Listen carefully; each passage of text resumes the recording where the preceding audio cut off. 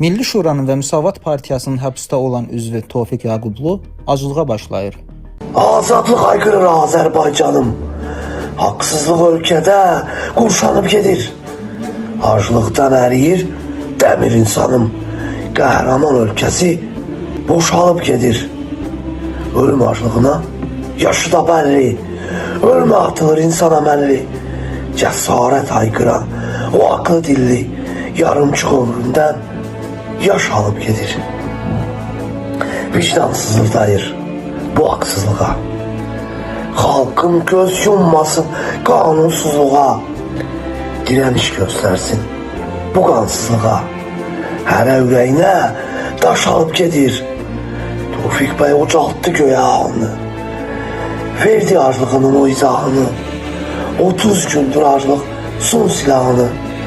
Bu aclıq ölümə baş alıp gedir. Nərgiz balası da haqdan vuruşdu. Bu ömür, bu duruş başqa duruşdu.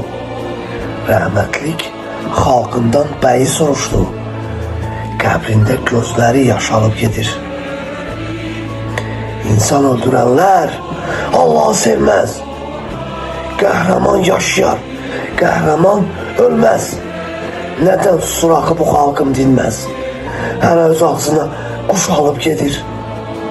Kamil haqdan yana haqdan deyəndir. Halal çörəyini halal yeyəndir. Müxalifət yoxdur. Haq don geyəndir.